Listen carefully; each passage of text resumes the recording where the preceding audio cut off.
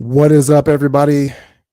This is your host, Frederick Douglass Bussey, and we are back for another edition of the Power Lunch Podcast. I am thrilled to be here with you today. We've got an amazing show, amazing guest, and I really believe you're going to get a tremendous amount of value from it. A lot of people use that word value, and they talk about it in terms of, oh, it's going to be amazing and exciting, entertaining, fulfilling, whatever. But the definition of value literally means advantage. And so what we want for Power Lunch is for this show to create an advantage for you in your life, in your business, every time you listen to it. There's a key takeaway, an insight, a story, a revelation, something that allows you to be able to say, oh man, this is super powerful. I'm really excited about this. I can take this and implement it into my life right away. And I really want for each and every one of you to be able to do that when you're watching this. If you're watching this live on Facebook or LinkedIn, drop a comment below. Let us know where you're watching from, what you're discovering in the midst of the process, in the midst of the conversation as well. If you're watching this on YouTube, please like, share, subscribe, give us a thumbs up, smash that like button, and spread the news about the Power Lunch Podcast, about all of our content we're doing over there as well. If you don't yet know, the Power Lunch Podcast is sponsored by my book, Breaking Orbit, Rip Out of the Regular by Unearthing the Power Within. If you are wondering what makes you so special, what makes special people so special, if you want to be able to tap into your superpower to be able to elevate your life, your business, your goals, create more freedom and impact in the world, then this is the book for you. It's available on Amazon right now. I'll make sure the link is in the description below as well. Got an amazing guest, and we're going to get started with him. So I can't wait to see and talk to him on the other side. Well, let's go to work.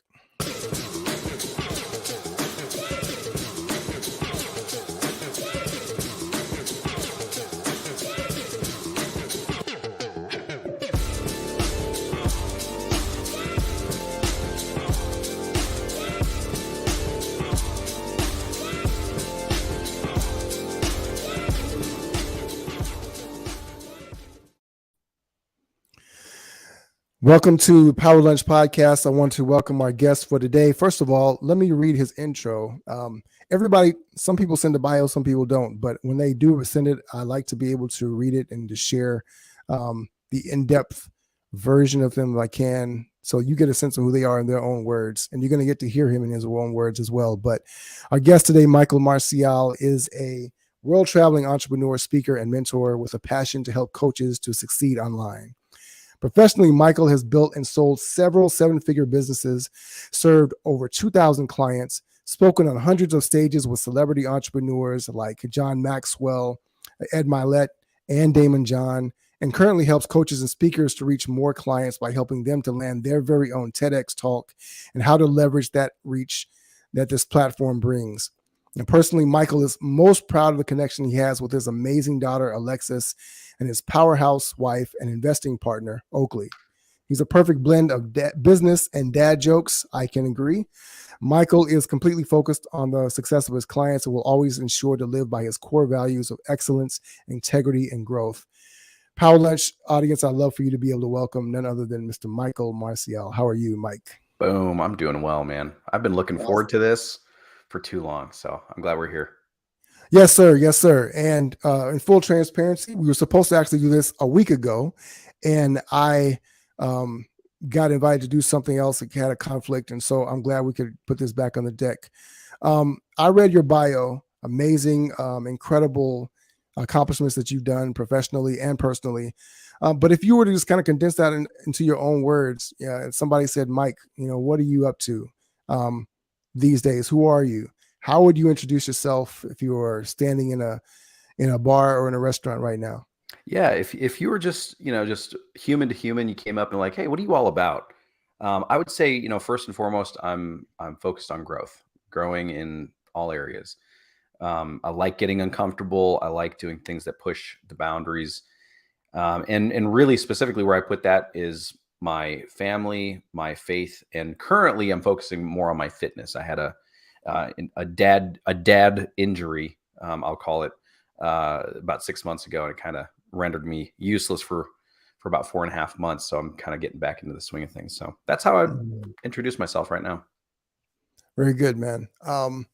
There's so many different aspects of your story I want to talk about. To give people a little context about how you and I have met, we've been connected on Facebook for years. I've been a member of one of your Facebook communities for a number of years. I've seen the evolution of the businesses that you've grown as well.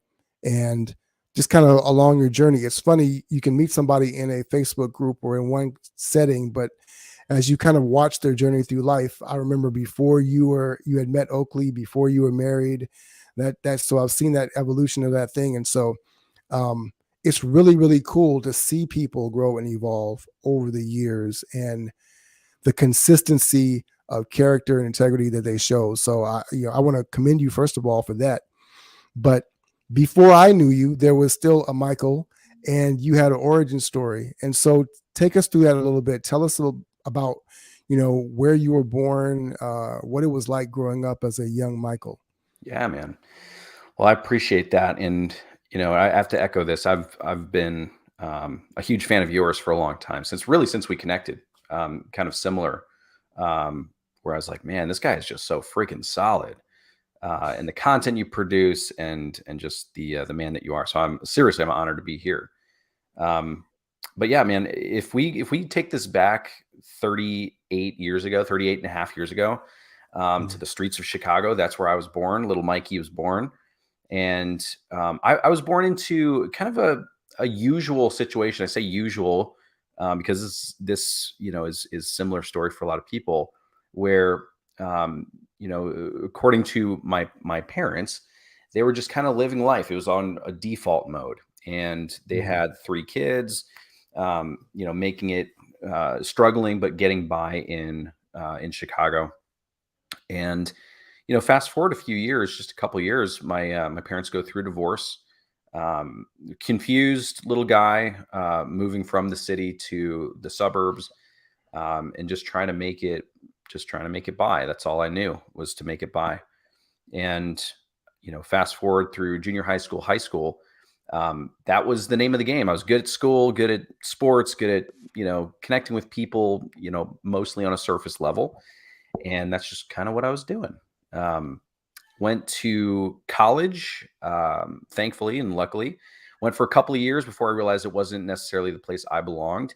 And despite every other voice telling me I should stick it out, I left. And that's actually at the age of 19. I started my very first business. So that's super intriguing. I'm curious. I'm always curious about people when they're entrepreneurs. If if you had that bug early on when you were very young, what really kind of was a catalyst for you saying, "Oh, let me leave college, the traditional path, and let me just go out here and do this thing on my own because I got this idea." So was there any of that kind of bubbling under the surface all this time? Oh man, 100%, 100%. Mm, And it really came from like this feeling of not fitting in. I just never felt quite like I belonged in any one specific thing. I mm, remember even in high school, junior high school, it was like I was a smart kid, so I hung out with all the math people. I was gonna use a different word than people. Math people. They're not nerds, they're not geeks. They're just people, just like you and I. right. Okay, I'd hang out with them. I was good at soccer and wrestling and gymnastics, so I hung out with a lot of the athletic people. I'm a musician. You can kind of see my little guitar back there. I play drums and guitar. I'd hang out Mm, with the band people. So I fit everywhere, but nowhere at the same time is how it felt. And there was always this unrest, and also this look to the future that says, all right, well, I'm in high school. I don't really feel like I fit here. So when I get to college, that's going to be it. And I got to mhm, college and I was like, okay, this isn't it. So maybe when I get out into the real world, then I'll fit in and I'll find my thing. And it was always this carrot on a stick kind of feeling, like I'm striving for something. And that was just the overall vibe. And then when I left school, I had zero plan. I didn't know what I was going to do. And a good friend of mine, also a musician, we had this idea to create a product line. And because I didn't know any better, I was 19, and I was like, okay, well, maybe this is the thing. We launched into it, and very quickly, I actually realized that by creating my own thing, that's more or less where I fit.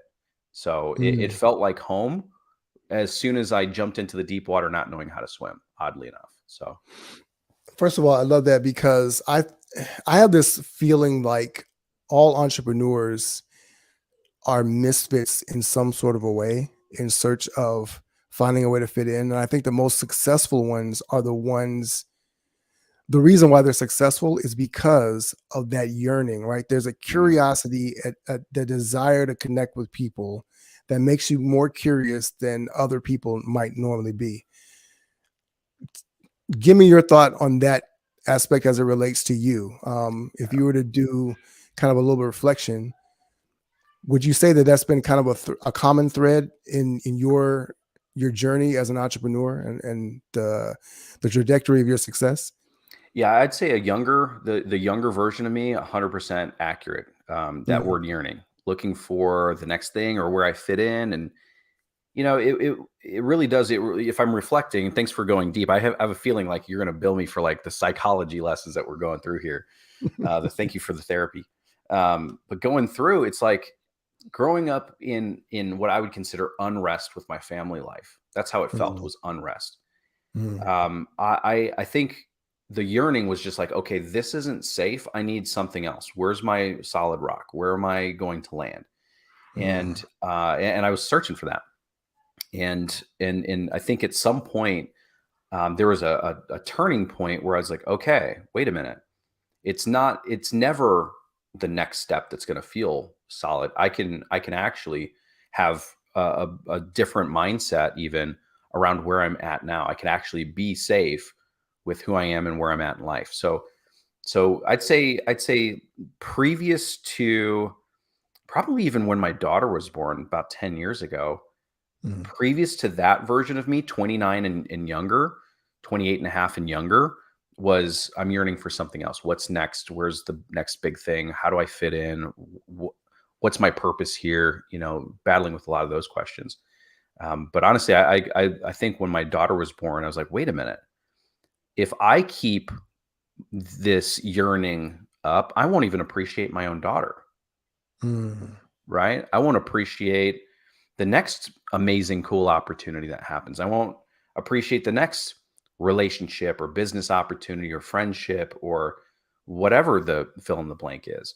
And so it stopped me cold in my tracks and definitely started to help me rewire some things. But I don't think that's for everybody. Like you have to have some big life change, like having a child or losing a career or any of these things to wake up. But I think that's why I love shows like this, because we can talk about those things. And if somebody's listening to this and they're still looking for the next and they're still unfulfilled and they're still looking outside of themselves to get that fill up, well, maybe this is that wake up call that says it's happening right now. I think that is really well said because, um, like you said, you don't have to have those things be the catalyst, but those things are going to happen anyway. You're going to have transitions, you're going to have inflection points in your life. Yep. If you're not choosing at that point to make it mean something more, right? To get a better perspective, I think that you're really missing out on potential opportunities to really vault over all the mediocrity, all the pain, all the crap or whatever that happens in our lives that can kind of drag us down into the suck.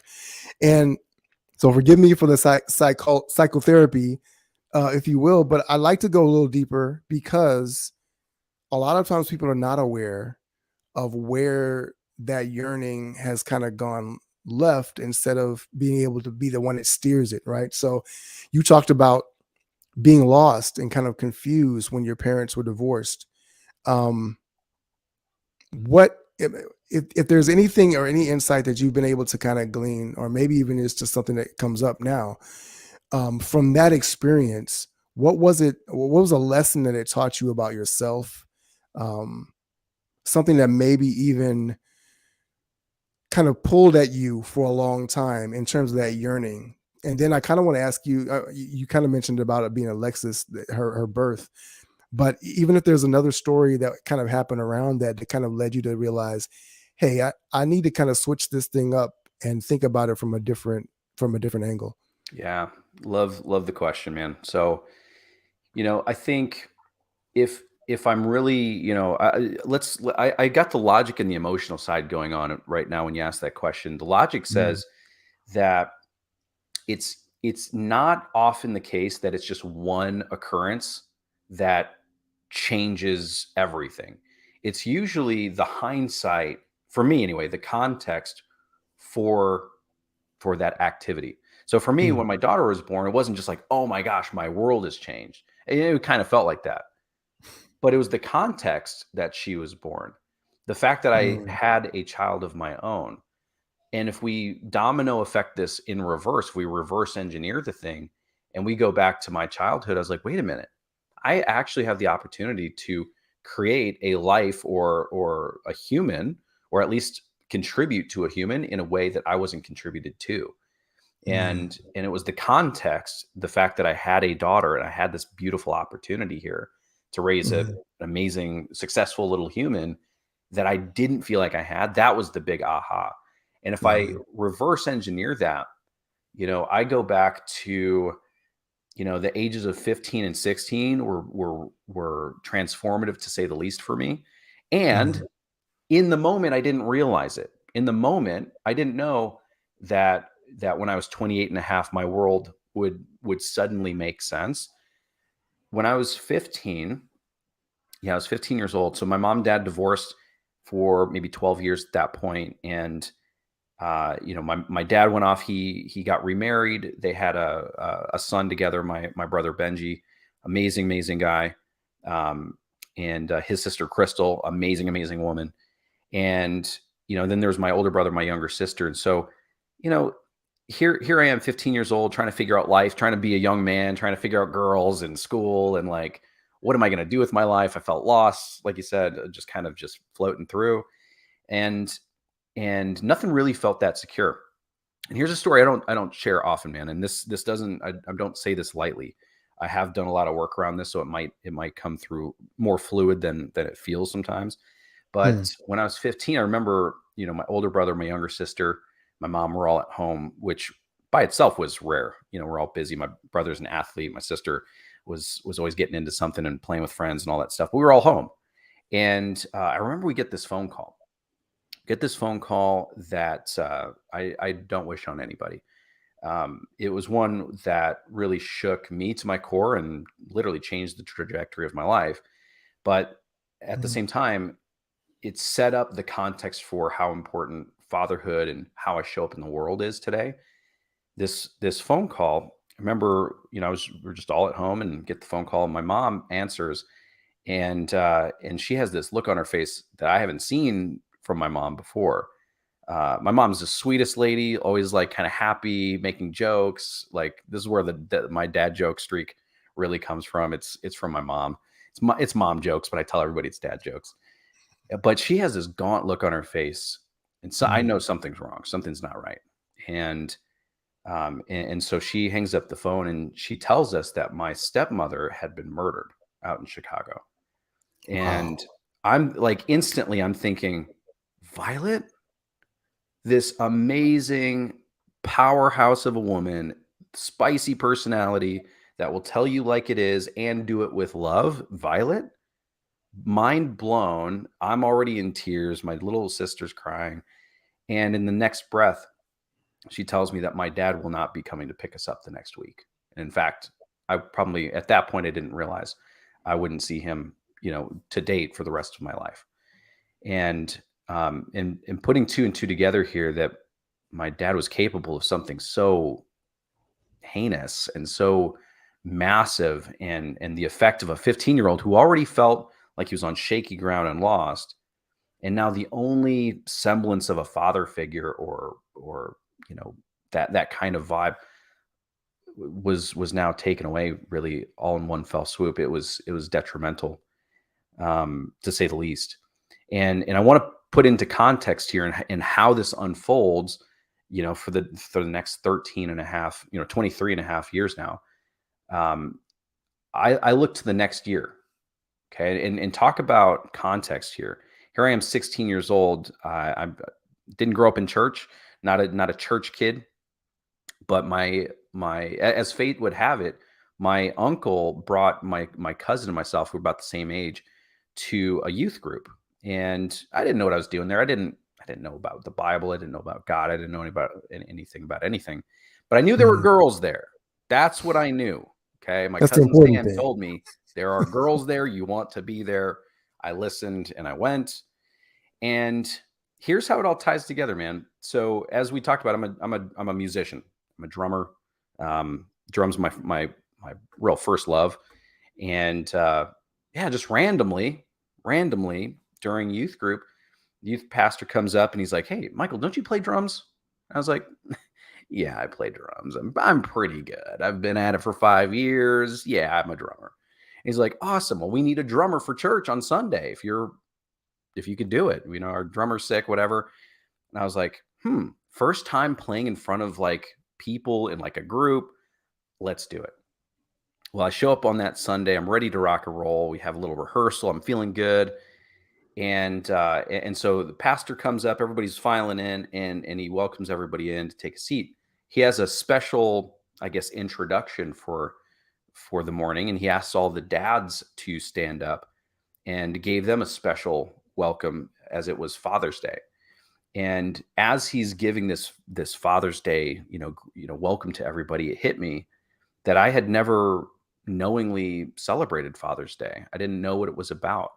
And on the Mhm. back of this detrimental heavy news about what my own father had done, everything started to snap into place, from divorce to the previous year to where I was sitting behind the thing that I loved on a stage, doing the thing that I love with people that I love on Father's Day. Just let me know there was a plan this entire time for me to be sitting there, to understand there's something bigger and greater than myself. And that put something into perspective for me, so that when my daughter was born, I keep looking over here because I have a little school photo of her, cutie. Um, so when my daughter was born, everything started to unfold, and that yearning that I had, looking for the next and looking for the next and looking for the next and never quite finding it, it landed for me that day. And I made a promise to myself that I would show up in ways that I would have wanted when I was a child.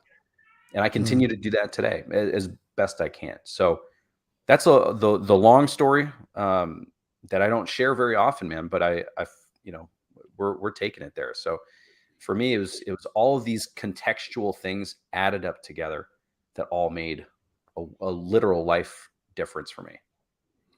First of all, I want to honor you for being so transparent about that and talking about such a painful chapter in your life. Um, Not least of all because of how important it is to everything else that kind of, like you said, kind of snapped into focus. And it's amazing how the good and the bad, as we call it, right? The traumatic and the mundane can all kind of align together.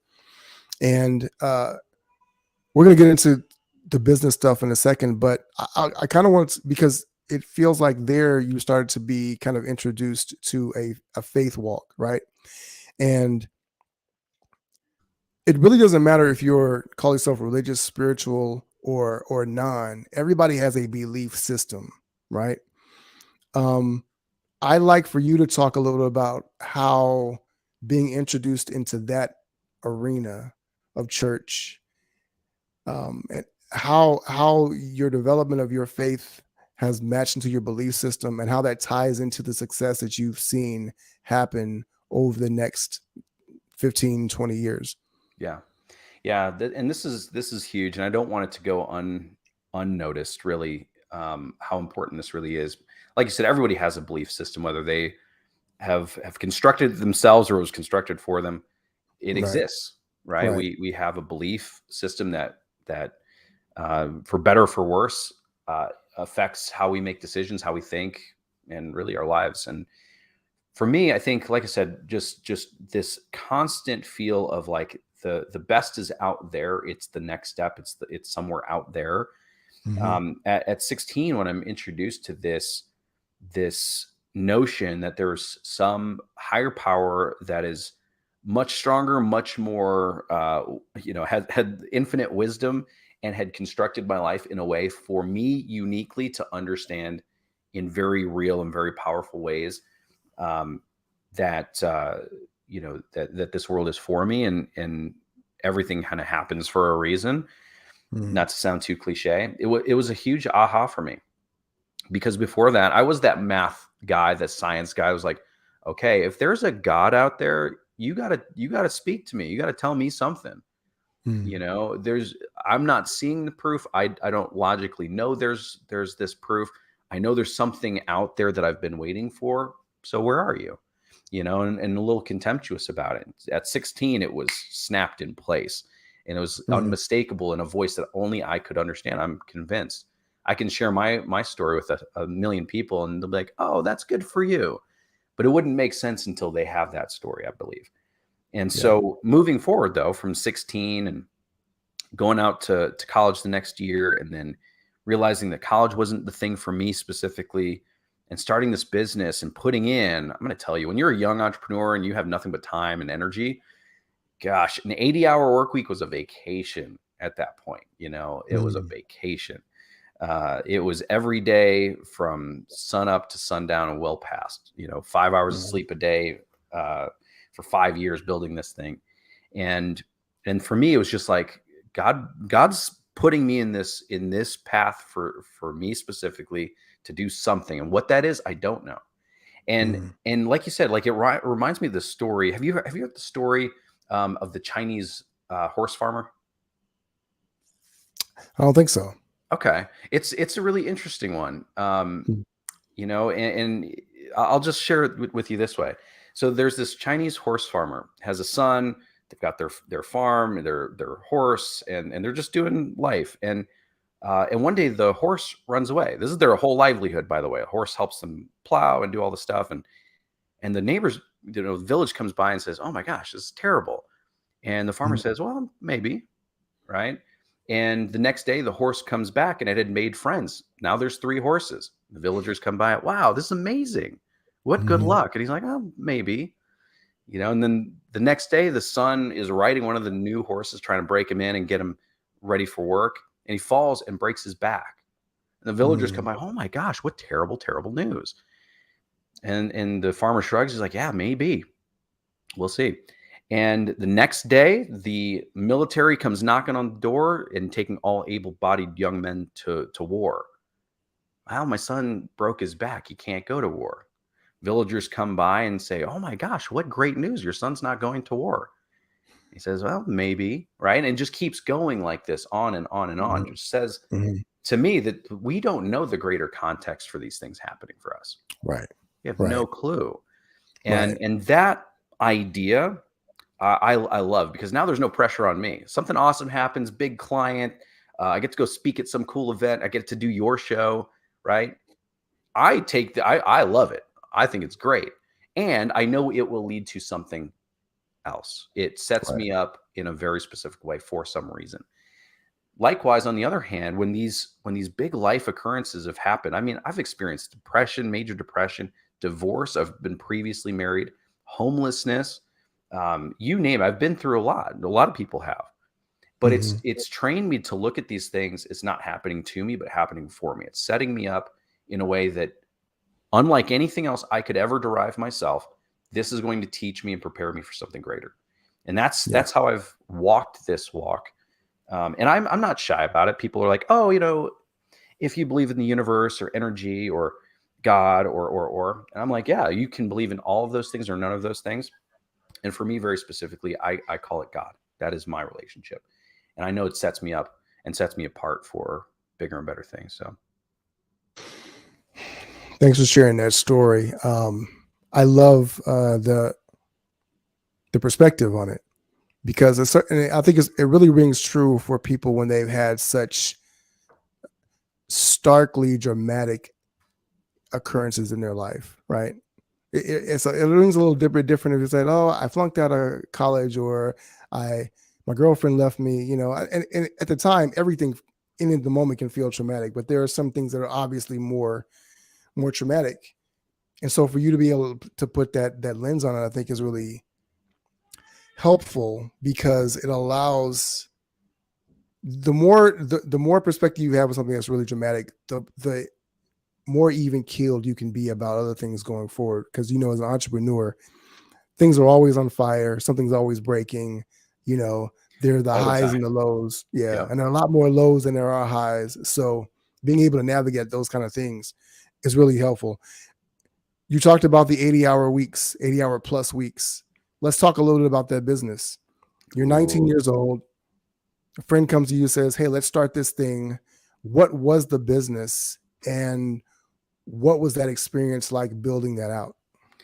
Yeah, this is fun, man. So 19 years old. So think back to when you were 19 years old. Whatever you were doing in life, whether you were an entrepreneur, you were in school, you're whatever that life looks like, right? And so for me, it was all of those things all at once. You know, I wanted that fill up still.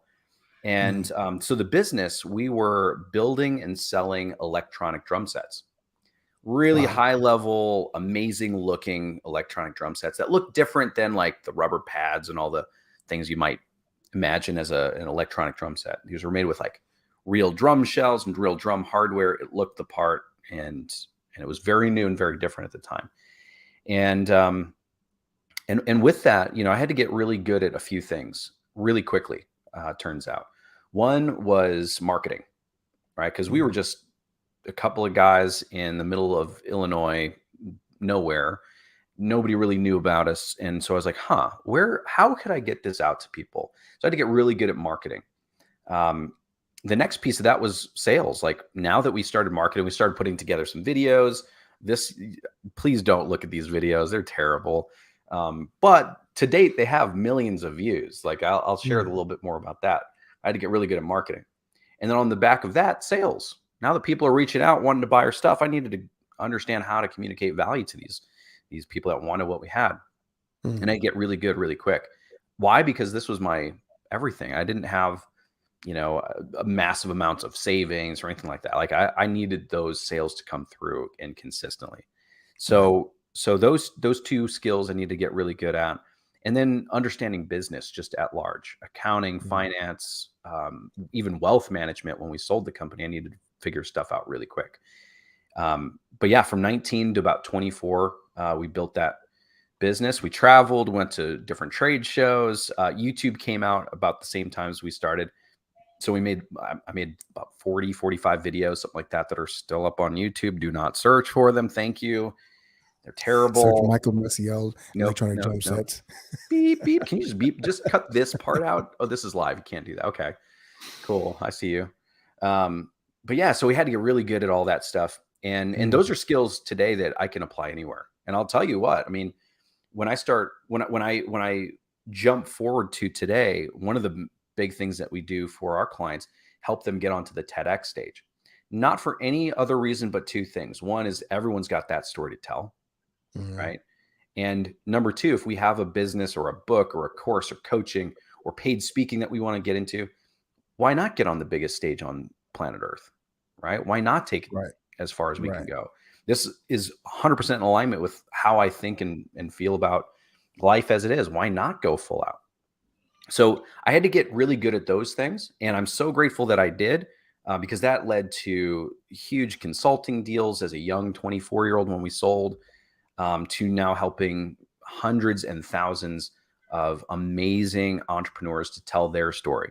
Right? Not everybody gets the opportunity to be on your show. You get hit up all the time, and you know sometimes it's like, hey, you know, maybe it's not a good fit for us here, you know. But some of us don't have that platform, and Mm. we all, but yet we all have that story. So I like helping people build them up, be able to tell their story, grow their businesses, do cool things, take care of their families, leave the legacy that they've always wanted, live into the purpose that they've been uniquely crafted for.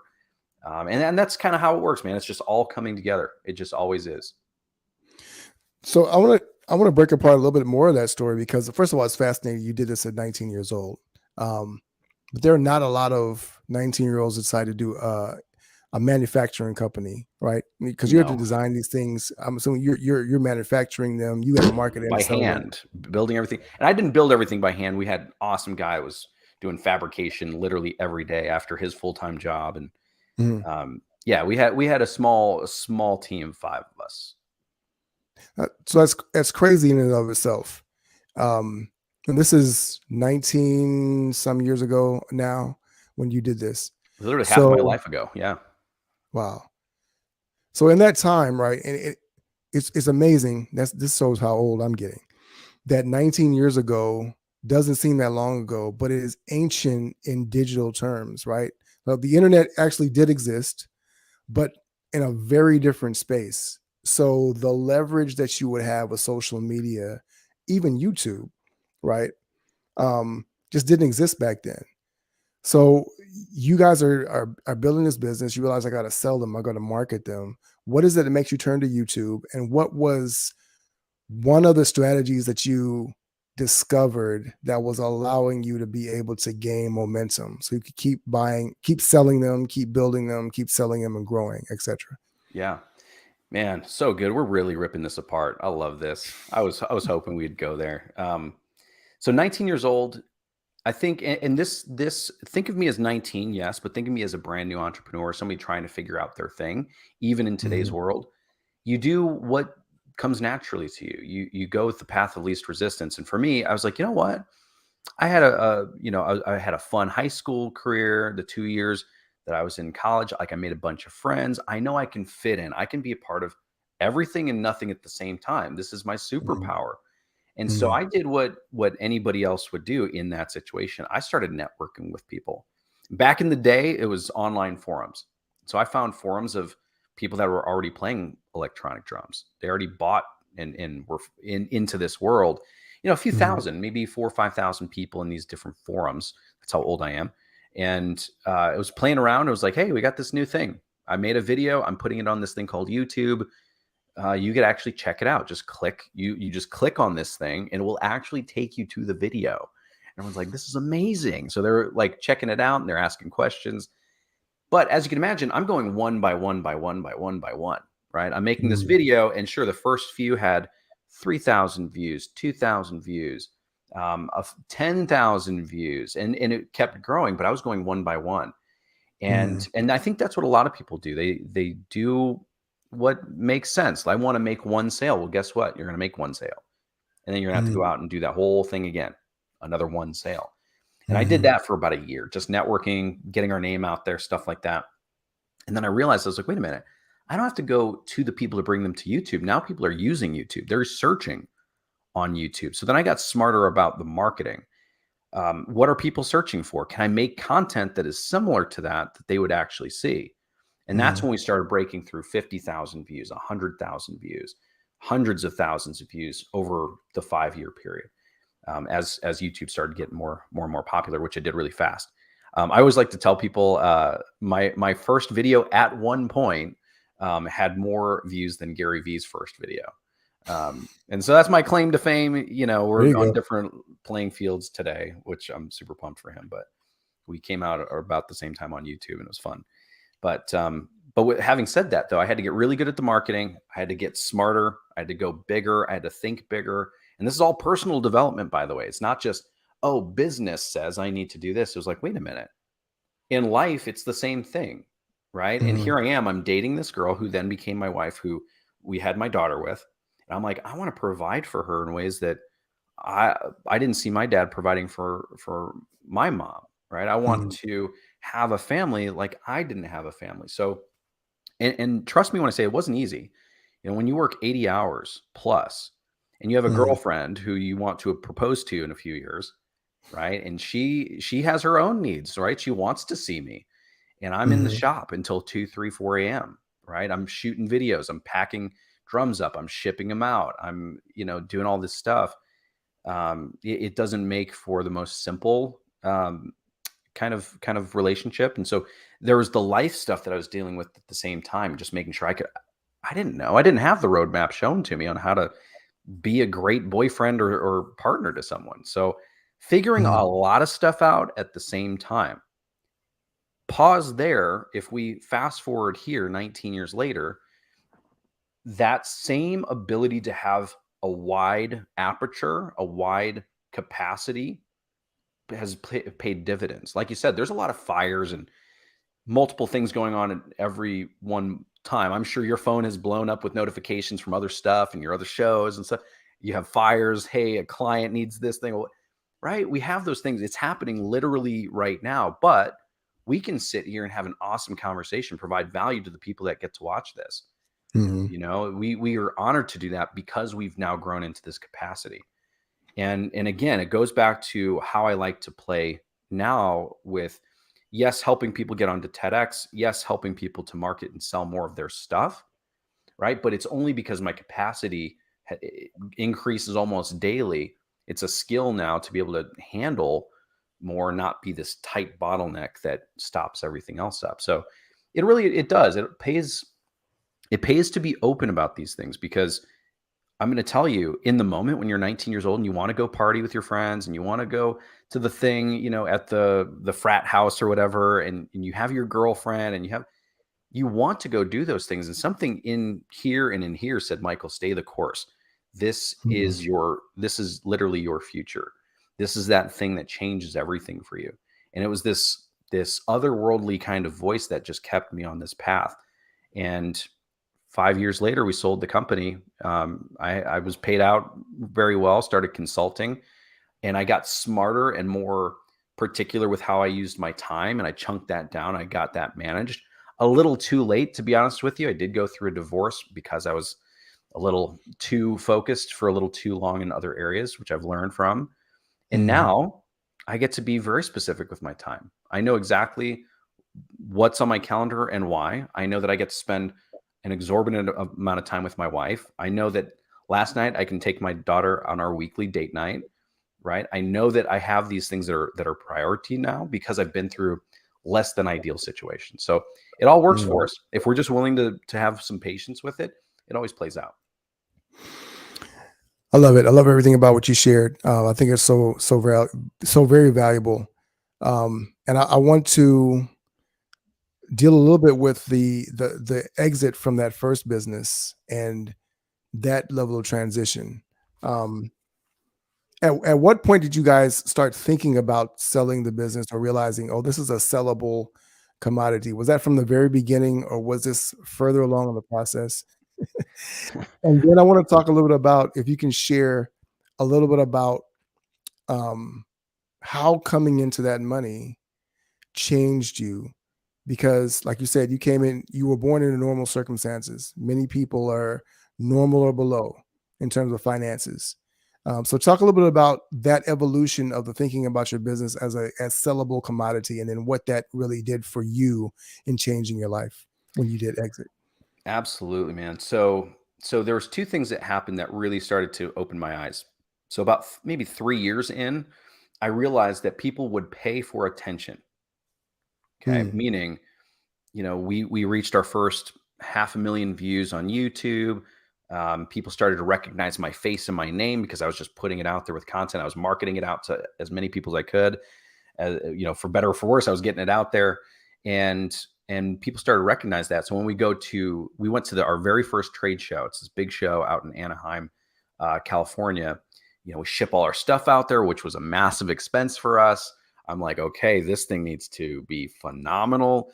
We go out there. I've got my signature little hat on, and I got a little polo, which I just had to buy a polo. I didn't know.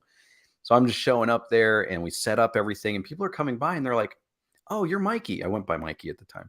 You're Mikey. You're that guy on YouTube. I'm like, yeah, that's cool. And it would happen more and more throughout this first trade show. People were recognizing me and the brand and would love to come check it out and play on it.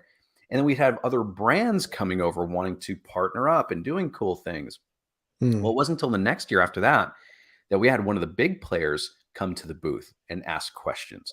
And I'm like sweating bullets. I'm like nervous. I'm like, what are these guys doing here? There's like 8 of them. Their booth is this massive, beautiful looking thing. And ours is like a 10 by 10. It's crammed with a bunch of stuff. And it looked, you know, like 19-year-olds put it together. And I'm like, what are these guys doing here? Well, lo and behold, we get an email shortly after this big show wanting to set up a meeting. And we had this meeting, and they made a verbal offer to pick up our business and kind of shared a vision for bringing it into their brand. And because we knew almost nothing about business, we didn't negotiate anything. We just didn't. It was just like, wow, this is the thing. We had some really big conversation around it and it ended up selling. Um, could we have negotiated for more or different terms? Absolutely. Should we have? Maybe.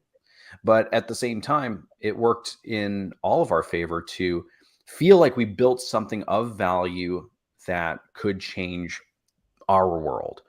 Mm, And with that, it did. It changed some things. I was like, wait a minute, what was so valuable? I had to go retrospective on this. I was like, what was so valuable for these guys? And it was brand. It was the fact that we had proof of concept.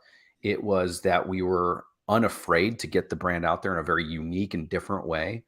Nobody else was kind of doing the stuff that we were doing at the time, and mm, that's what I took with me. And so, how did it change? Well, the very next thing I did was I wanted to leverage my experience and my successes there to work in a bigger capacity, because now I realized one thing: there's no end to where this thing goes. There's always levels to this, mm. right? There's Right. always a next thing.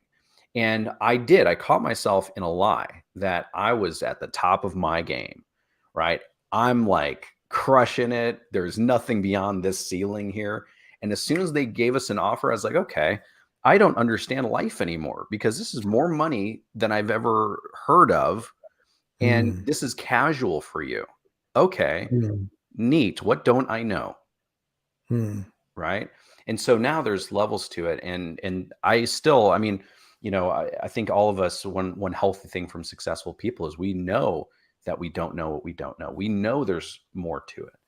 And that's where that growth mindset really started to take hold. And I was like, okay, there's more to this. And so I just leveraged that for consulting, bigger companies that were doing 300-400 million dollars a year, that were trying to do what we had done with this business. I was just leveraging what I learned from that, mm, and 9 years of consulting later, I was like, you know what? This doesn't feel right for me anymore. I've gone through a divorce. I've gone through this weird depression. Something's not working here, and I need to reconfigure. But that's a different story. But that's what I learned. I was like, brand is valuable, attention is valuable, proof of concept is valuable. And when you have that, and if you're smart, you can build something with the intention of exiting to a very specific buyer. That's when you're playing a different game too. So that's what I learned. So thanks for sharing that. I want to pull on one of those threads here in a second, but you did mention that you started doing some consulting and eventually that led to another business, well, multiple other businesses. Can you talk a little bit about the evolution of your entrepreneurship, how one thing kind of led to the other? And I know that sometimes we don't realize how they led to each other until we're looking backwards, but um, talk a little bit about that journey, moving to the next thing, because for some people they feel like, well, this is it. I'm gonna build this business. I want to sell it, or I want to make a bunch of money, and maybe that'll be it. And then you kind of realize, no, there is something else. But I'll stop there and just ask you to respond to that first. Yeah. So the transitions, I think in the grand scheme, we're always in transition. Like, it's Mm, never the same. It's always changing. And when you can be okay with that, that's when things get really fun, because I was like, awesome. Okay. Well, I didn't anticipate this thing coming to an end. I thought this was it, and when we sold, it wasn't like I could live on the money forever. Right. I knew that wasn't the case. So I wanted to keep going and see where else I could take this thing. And when I started consulting, again, I thought, okay, this is it. This is what I'm going to do. I'm going to be this guy forever. And that lasted 4 years. In fact, after I consulted my very first client, I gave into this fact that my transition was not always going to be professional. That is mm, where I placed a lot of my value. That is where I got the kudos and the high fives and the paycheck. That was a void filler for me at the time. I didn't realize. And because of that contrast, I realized I was forgetting my family. My mm, wife, at the time, my now former wife, I didn't realize that she was lonely. mm, Why? Because I was fulfilled every day, right? mm. She Yeah, was that's right. lonely. She wanted what? She wanted her husband around, and I wasn't giving that to her. And again, when my daughter was born, that's when things really shifted for me. I was like, wait a minute. Mm, Okay, now I get it. Now I get it, because I don't want to create the same thing over and over and over. I'm going to create a daughter. who goes on to be okay with being with somebody that's not really there for her. That's tough, Mm, mm, right? They mm, have kids, and what happens then? What was their example? Oh, grandpa works all the time. My dad works all the time. My mom's kind of sad and doesn't live into her dreams. I guess that's mm, what life is, right? Do we want that? No, not at all, ever. And so when she was born, I was like, okay, I actually got it at that point. I was like, okay, I see you when you're sleeping, essentially. I go to work, you're asleep. I come home, you're already asleep. I mm, can't, this doesn't work. I see it now. For me, it was too late. But the transition that you were talking about was that I was transitioning actually into a man. I was mm, 28 and a half years old when she was born, and I still wasn't there. Right. And I had to be okay with that. I was like, damn, I've been working from a young man's mindset. Worked for me mm, at the time, but it doesn't work for me now. Right. mm. How do I level up? Right. Yeah. Yeah. And at the time, I didn't have much resource. I wasn't very resourceful, I think, at the time. And I just tried to do it on my own and figured out. That led to ultimately a separation and divorce. And that was another transition. Right. Now it Mm, wasn't always going to be the married guy. Right. I wasn't the married guy mm, anymore. Right. I mm. wasn't always the Right. consultant guy because wait a minute, I just left my career to focus on my family. So Mm, who am I and what's real here? And that's where the two kind of topics that we've been chatting about kind of converge. It was like, number one, there's always going to be transition. There's always going to be change, and you can be okay with that. Okay, you can actually be okay with that. It could actually be to your benefit to transition. Hopefully higher and upward and onward. But also without my identity, without being the consultant, young hotshot dude, without being the dad and the husband and in that kind of guy, without that, who am I? And this is where the belief had to come in. It's like, wait a minute, it's not actually about me. So maybe these things needed to be stripped away mm, so that I could understand it's not me. I'm not the one mm. doing this. I'm Yeah. not the one setting the path forward. And if I learned anything from the Chinese horse farmer, is that maybe this was building me into something different, into Mm, my next iteration. And so transition happens all the time. So if you have a business, if we talk business specifically, cool. You're doing your marketing, how you do your marketing now. What you have done to get from 0 to 10K a month or wherever you're at, awesome. Probably not going to be the same thing that gets you from 10K to 100K a month, right? right. It's not the thing that gets you from a million to 10 million, right? And you Right. have to be in transition. You have to look at what's next. You have to humble yourself too to say, hey, you might have hit $1 million, but that's, after taxes, you pay your team and overhead and marketing costs and all that. Then what? Right. Right. Right. So we have to look at it as all of it is transition. Literally, life is transition. Your body transitions, your mindset transitions, your family and friends circle transitions, the way you think about life transitions. All of it is a transition, and it's okay to understand that and accept it, because then it gets fun. Then you're like, wait a minute, somebody sees enough value in my brand to have this conversation. If Mm, I weren't okay with transition, I wouldn't have entertained it, and it wouldn't have led me to having my daughter or being married to Oakley right now or being on this show right now or mm, providing the value that we're providing to whomever ever watches this forever. You wouldn't have cared to have me on the show. I wouldn't have had enough value, I don't believe, if I didn't have some mm. of these big experiences, right? So all of it happens for our betterment, but it's all transition. That is so good. And we're rapidly running out of time. I want to respect your time. There's so many more questions I have, but one of the threads I wanted to pull on was when you mentioned going through a state of depression, right, and kind of dealing with. And I think it's counterintuitive for a lot of people. We kind of think as building this thing, making a bunch of money, having freedom to do whatever we want, and that kind of sets us free. But in many instances for entrepreneurs, success in and of itself, I tell people all the time, success itself can be traumatic, right? It can trigger this other state of transition where you kind of go through this thing. Can you share a little bit about what you learned was one of the triggers for that depression and how you navigated that experience to come out on the other side of it?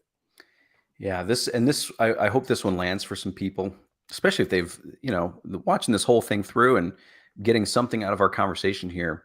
This, Mm, I think, from what I've experienced and the people I've chatted with and things like that, I've boiled something down to something that feels really weird. Okay, it feels very mm, contradictory.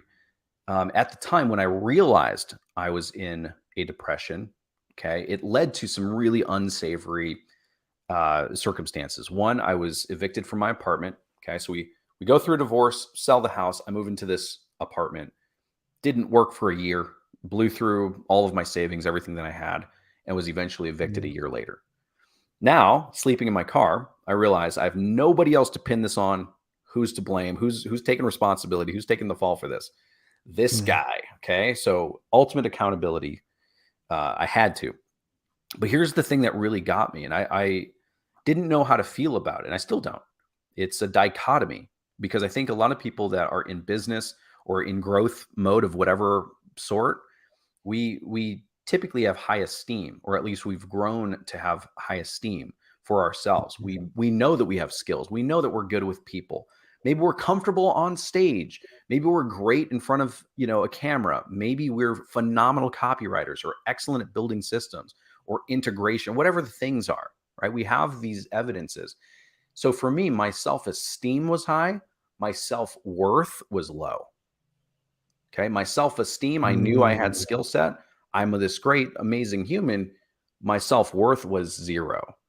How did I mm. know that? Well, I was doing things that didn't align with somebody that had high self-worth, right? I was not working out. I wasn't really taking care of my daughter or my former wife. I wasn't in contact with friends or family. I just kind of was shut in. I wasn't living, right? And Mm, that to me was very evident looking back. But in the moment, I had high self-esteem. I'm like, I'm just going to take a couple months, just chill. I yeah. deserve it. I've been working my ass off for years and years and years. I'm just going to chill. This is what that really is. But my self-worth was under here saying, no, no, no, you're not worth taking care of your Mm, daughter. You're not worth changing the trajectory of your life. You're not worth having a body that you love. You're not worth having friends and family.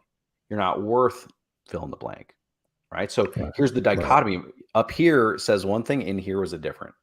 And Mm, it was a wild transition. But that depression, I only realized it when I had to fess up to my own, outcomes. It was reality slapped me in the face and said, Michael, this isn't what you want. yeah. Why is that? Yeah. Why is that the case? And then I Mm, had to realize, like, wait a minute, this feels like I'm in a rut, which is code word for a depression. Depression doesn't have to mm, necessarily be a bad thing. It can be a little divot, or it could be a year, 2 year long slippery slope like I had gone through. And then mm, eventually I didn't hit my rock bottom. I slid safely into my rock bottom. And mm, that was a deceitful, weird phenomenon to look up one day and see the version of me that I thought existed, but realize where I was actually at. So it's a weird thing, but this is where community, this is where having good people in your corner that can call you up and call you out, mhm. is everything. Say, Michael, man, you're slipping a little bit. I see you getting a little soft around the midsection. You look like you're 49, but you're 27 and a half. What's going on? Mm, mhm. It's so funny, man. I literally, if I showed you a before and after picture, I showed my wife.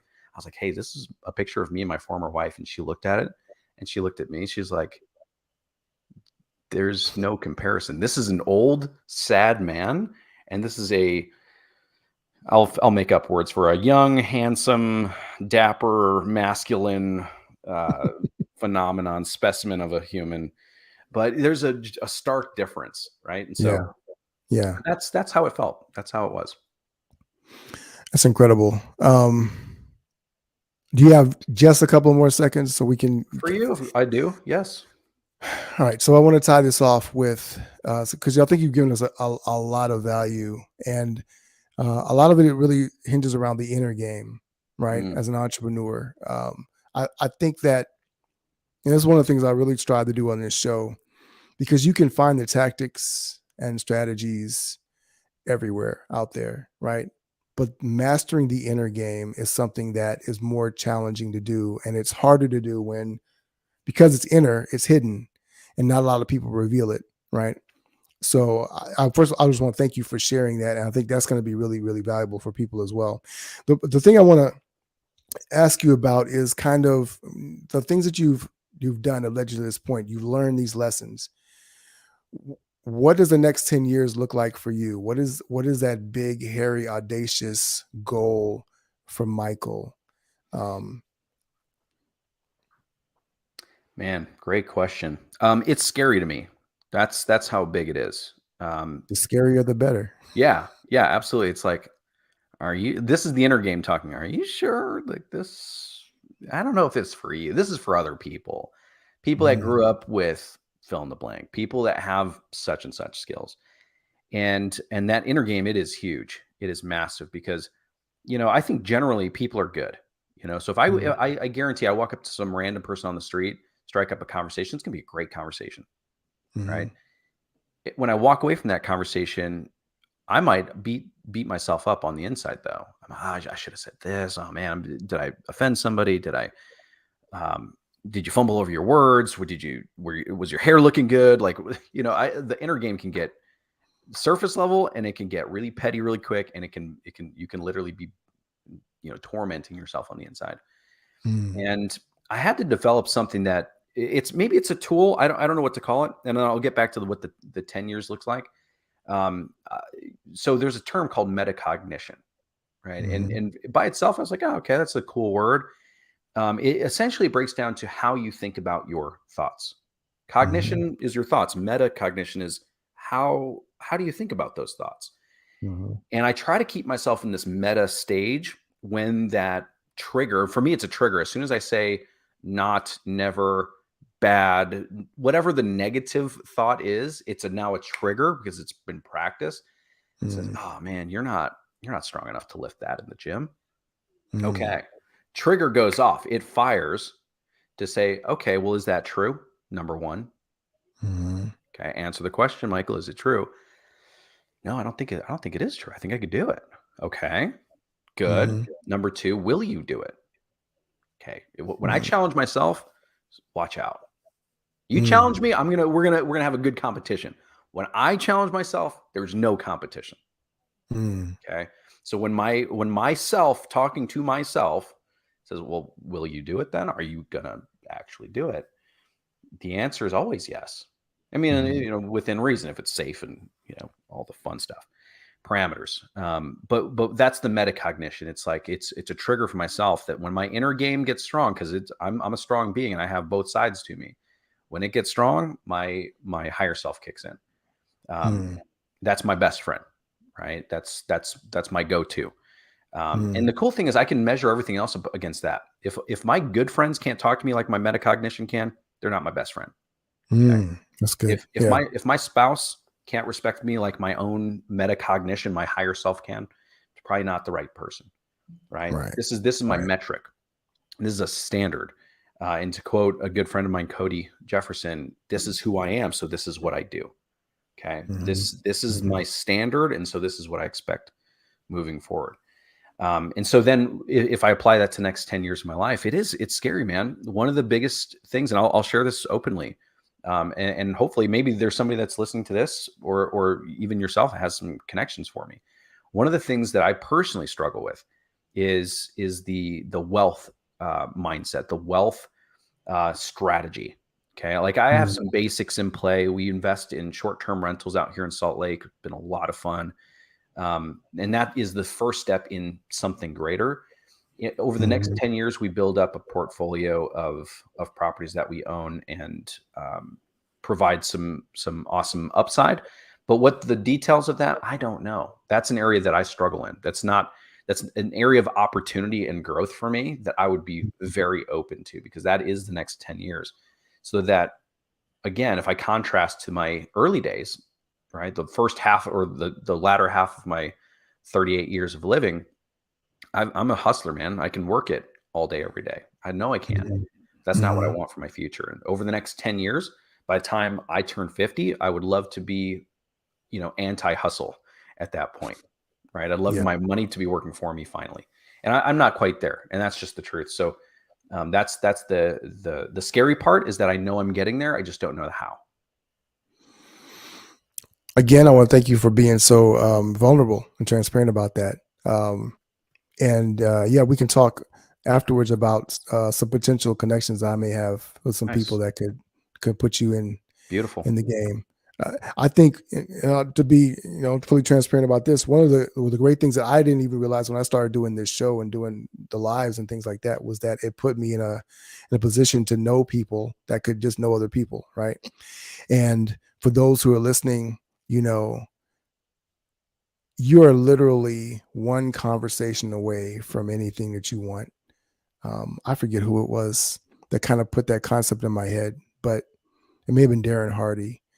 But literally, as long as you don't get in your own way, you can allow anything is allowable in your life, right?